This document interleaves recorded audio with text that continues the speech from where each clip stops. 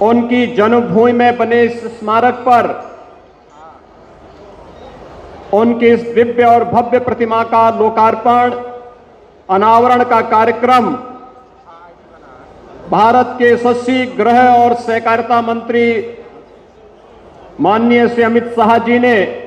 अभी संपन्न किया है। मैं इस अवसर पर माननीय गृह मंत्री जी का उत्तर प्रदेश और बिहार की इस जनता जनार्दन की ओर से हृदय से स्वागत करता हूं, अभिनंदन करता हूं। भाइयों बहनों, हम सब जानते हैं कि मां गंगा और मां सरयू का आशीर्वाद इस पूरे क्षेत्र को निरंतर प्राप्त होता है। सत्ता मोह में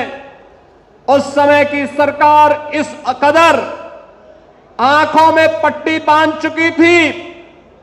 कि एक समय उसने लोकतंत्र को भी कुचलने का कार्य किया, और जब लोकतंत्र को कुचलने का कार्य किया तो आखिर बिहार शांत कैसे बैठ सकता था। आप सब जानते हैं, जब आजादी की लड़ाई चल रही थी, भारत आजाद हुआ 1947 में, लेकिन बलिया ने अपने आप को आजाद घोषित कर दिया था 1942 में ही। हम सब ये जानते हैं, राष्ट्रपिता महात्मा गांधी के चंपारण आंदोलन को गति दी थी यही बिहार की धरती ने। तो स्वाभाविक रूप से लोकतंत्र के प्रति जितना सजग बिहार है, सचमुच वह देखने लायक है। और इसीलिए लोकतंत्र को उस समय कुचलने का जो कुत्सित प्रयास हो रहा था, लोकनायक जयप्रकाश नारायण जी के नेतृत्व में उस समय लोकतंत्र को बचाने के लिए जो आंदोलन प्रारंभ हुआ था वह भूतपूर्व था। देश की आजादी के बाद इतना बड़ा सशक्त आंदोलन जिसने तत्कालीन सरकार को घुटनों टेकने के लिए मजबूर कर दिया था, और जनता जनार्दन की अदालत में उस सरकार को जाना पड़ा था। भाइयों बहनों, जयप्रकाश जी के उस सपने को आज साकार कर रही है आदरणीय प्रधानमंत्री नरेंद्र मोदी जी के नेतृत्व की भारतीय जनता पार्टी नेतृत्व की सरकार।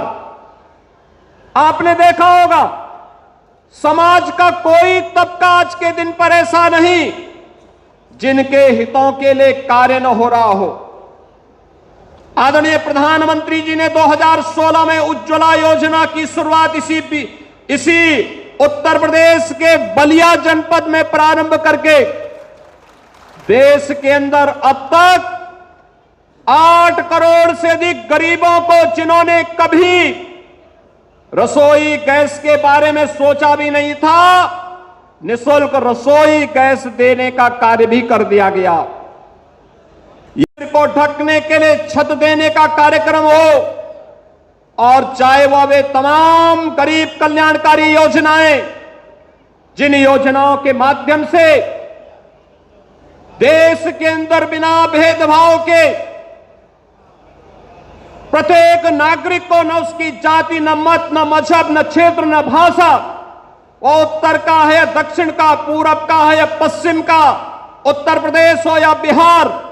कोई भेदभाव नहीं। प्रधानमंत्री जी ने समान रूप से सभी को